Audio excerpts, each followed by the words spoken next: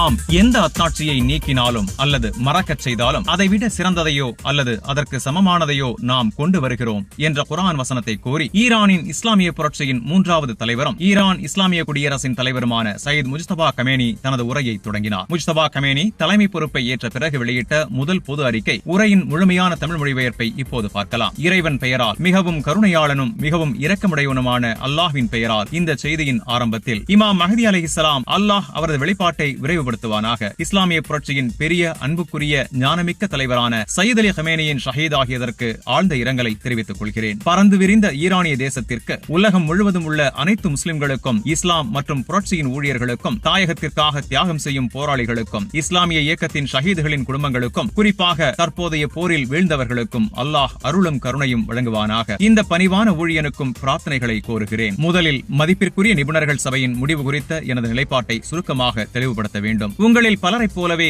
நானும் இஸ்லாமிய குடியரசின் தேசிய தொலைக்காட்சியில் ஒளிபரப்பப்பட்டதன் மூலம் அந்த முடிவை அறிந்தேன். உங்கள் இந்த ஊழியனான சையத் முஜ்தபா ஹுசைனி கமேனிக்கு 2 உயர்ந்த உருவங்களான பெரிய கொமேனி மற்றும் ஷஹீத் கொமேனி ஆகியோர் வகித்த பதவியை ஏற்கும் பொறுப்பு மிக பெரியதும் அச்சமூட்டுவதுமானது. இந்த இருக்கை முன்பு அல்லாஹ்வின் பாதையில் 6 தசாப்தங்களுக்கும் மேலாக போராடிய ஒரு மனிதரால் ஆக்கிரமிக்கப்பட்டிருந்தது. அவர் வசதியையும் உலக இன்பங்களையும் துறந்து நமது காலகட்டத்தில் மட்டுமல்ல, இந்நாட்டை ஆண்டவர்களின் நீண்ட வரலாற்றிலும் அரிதான புகழ்பெற்ற உருவமாக உருவெடுத்தார். அவரது வாழ்க்கையும் ஷஹாதத்தும் நம்பிக்கையால் பிறந்த கண்ணியத்தாலும் பெருமையாலும் குறிக்கப்பட்டது. அவரது ஷஹாதத்திற்கு பிறகு அவரது உடலை பார்க்கும் பாக்கியம் எனக்கு கிடைத்தது. நான் கண்டது உறுதியின் மலையாக இருந்தது. அவரது காயமற்ற கை இறுகிய முஷ்டியாக இருந்ததாக எனக்கு சொல்லப்பட்டது. அவரது பல பரிமாணங்களை உண்மையாக புரிந்தவர்கள் அவரை பற்றி பல ஆண்டுகள் பேசுவார்கள். இங்கு நான் இந்த சுருக்கமான வார்த்தைகளுடன் நிறுத்திக் கொள்கிறேன். முழு விளக்கத்தை வேறொரு சமயத்திற்கு விட்டு வைக்கிறேன். இத்தகைய உருவத்திற்கு பிறகு தலைமை ஏற்பது என்பது மிகவும் கடினமானது என்பதற்காகவே அவரது இல்லாமையால் ஏற்பட்ட இடைவெளியை நிரப்புவது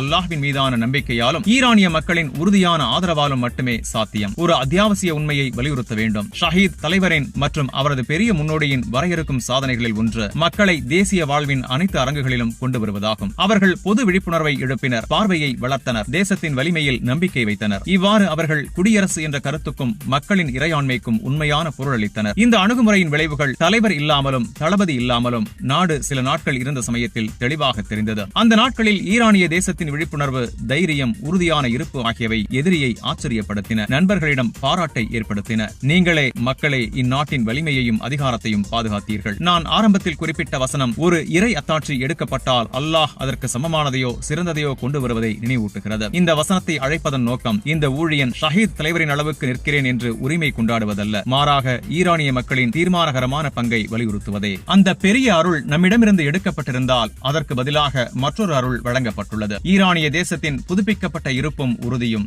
இதை தெளிவாக அறிந்து கொள்ளுங்கள். மக்களின் வலிமை பொது அரங்கில் இல்லை என்றால் தலைமையோ அரசு நிறுவனங்களோ அவற்றின் உண்மையான பணி மக்களுக்கு சேவை செய்வதே சரியாக செயல்பட முடியாது. இந்த வலிமை செழிக்க பல கொள்கைகள் கடைபிடிக்கப்பட வேண்டும். முதலாவது அல்லாஹ்வை நினைவு கூர்வது, அவன் மீது நம்பிக்கை வைப்பது, நீதிமான்களின் புனிதமான பாரம்பரியத்திற்கு அர்ப்பணிப்பது ஆகியவை நமது போராட்டத்தின் அடித்தளமாக இருக்க வேண்டும். இவையே உறுதிக்கான ஆதாரங்கள், எதிரியின் மீது இறுதி வெற்றிக்கான திறவுகோல்கள். இரண்டாவது, ஈரானிய தேசத்தின் பல்வேறு பிரிவுகளிடையே ஒற்றுமை பாதுகாக்கப்பட வேண்டும். குறிப்பாக கஷ்ட காலங்களில் வேறுபாடுகள் நமது மக்களை பிணைக்கும் ஒற்றுமையை பலவீனப்படுத்த அனுமதிக்க கூடாது. மூன்றாவது, மக்கள் பொது அரங்கில் செயலூக்கமான அர்த்தமுள்ள இருப்பை தொடர வேண்டும். இப்போது போரின் இந்த நாட்கள் மற்றும் இரவுகளில் செய்தது போல இந்த இருப்பு பல வடிவங்களில் இருக்கலாம். சமூக, அரசியல், கலாச்சார, கல்வி, பாதுகாப்பு தொடர்பானவை கூட மிக முக்கியமானது. ஒவ்வொருவரும் தங்கள் பங்கை புரிந்து தேசத்தின் ஒற்றுமையை பாதிக்காமல் அதை நிறைவேற்றுவதே சிறந்தது. இதில் 1447 ஹிஜ்ரி ஆண்டின் வரவிருக்கும் புதுஸ் தின கொண்டாட்டங்களில் பெரும் பங்கேற்பை வலியுறுத்துகிறேன். இந்த கூட்டங்கள் எதிர்ப்பின் உணர்வை உள்ளடக்கியதாகவும் எதிரியை எதிர்கொள்ளும் நமது மக்களின் உறுதியை வெளிப்படுத்துவதாகவும் இருக்க வேண்டும்.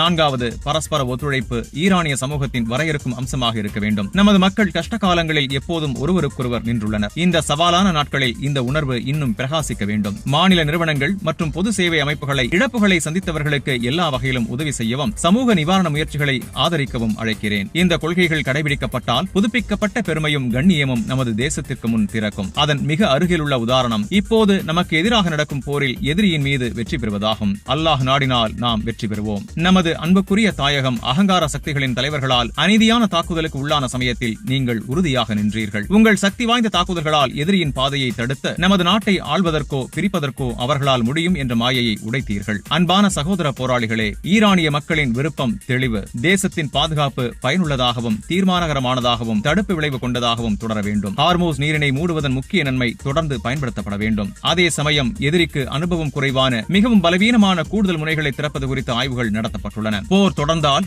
சூழ்நிலைகள் தேவைப்பட்டால் தேசத்தின் நலன்களுக்கு ஏற்ப இவை செயல்படுத்தப்படும். எதிர்ப்பு முனையின் போராளிகளுக்கும் உண்மையான நன்றியை தெரிவித்துக் கொள்கிறேன். எதிர்ப்பு முனையின் நாடுகளையும் இயக்கங்களையும் நமது மிக நெருங்கிய நண்பர்களாக கருதுகிறோம். எதிர்ப்பு காரணமே இஸ்லாமிய புரட்சியின் மதிப்புகளுடன் பிரிக்க முடியாதது. சந்தேகமின்றி இந்த முனையின் ஒத்துழைப்பும் ஒற்றுமையும் ஜியோனிஸ்ட் அச்சுறுத்தலை வெல்லும் பாதையை குறிக்கும். காசாவின் ஒடுக்கப்பட்ட மக்களின் பாதுகாப்பை ஏமன் தைரியமாக கைவிடவில்லை என்பதை பார்த்தோம். ஹிஸ்புல்லா மிகப்பெரிய தடைகள் இருந்தும் இஸ்லாமிய குடியரசுடன் நின்றது. ஈராக்கின் எதிர்ப்பு அதே பாதையை தைரியமாக பின்பற்றியது. இந்த கடினமான நாட்களில் பாதிக்கப்பட்டவர்களுக்கு, ஷஹீதுகளை இழந்தவர்கள், காயமடைந்தவர்கள், வீடுகள் மற்றும் வாழ்வாதாரம் சேதமடைந்தவர்களுக்கு, முதலில் உன்னதமான ஷஹீதுகளின் குடும்பங்களுக்கு ஆழ்ந்த இரங்கலை தெரிவிக்கிறேன். எனது இரக்கம் தனிப்பட்ட அனுபவத்திலிருந்து வருகிறது. என் தந்தை ஷஹீதானதை தவிர என் அன்பான மனைவி, பெற்றோரை பராமரித்த என் அர்ப்பணிப்புள்ள சகோதரி, அவளது இளம் குழந்தை, ஒரு அறிஞரும் கண்ணியமானவருமான மற்றொரு சகோதரியின் கணவர் ஆகியோரையும் இழந்தேன். அவர்களும் ஷஹீதுகளின் கூட்டத்தில் இணைந்தனர். இத்தகைய கஷ்டங்களை எதிர்கொள்ளும் பொறுமையை சாத்தியமாக்குவது நம்பிக்கையுடன் துன்பத்தை சகித்தவர்களுக்கு அல்லாஹ் வழங்கும் பெரிய கைமாற்றின் மீதான நம்பிக்கையே.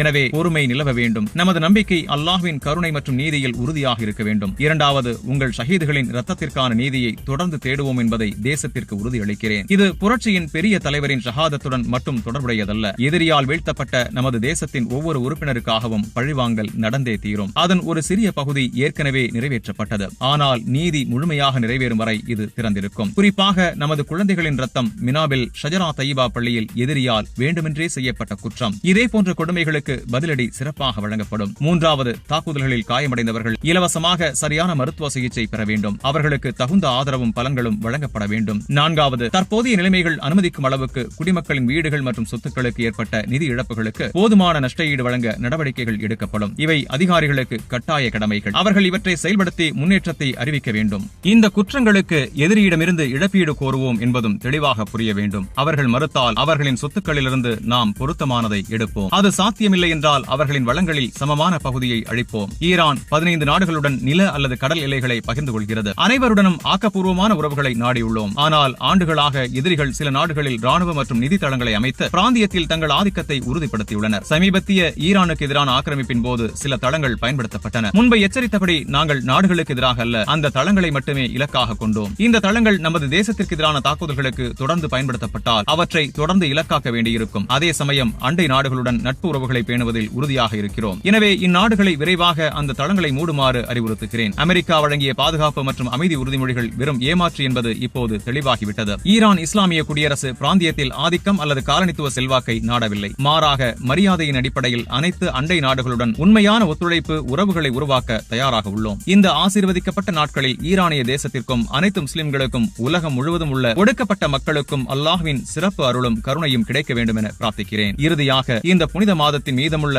கத்ர் இரவுகளிலும் பகல்களிலும் நமது தேசம் எதிரிகளின் மீது தீர்மானகரமான வெற்றி பெறவும், நமது மக்களுக்கு கண்ணியம், செழிப்பு, நல்வாழ்வு கிடைக்கவும் பிரார்த்தனை செய்யுமாறு கேட்டுக்கொள்கிறேன். நமது ஷஹீதுகள் மறுமையில் உயர்ந்த பதவிகளை அடையட்டும். உங்கள் அனைவருக்கும் சமாதானமும் இறை கருணையும் உண்டாகட்டும்.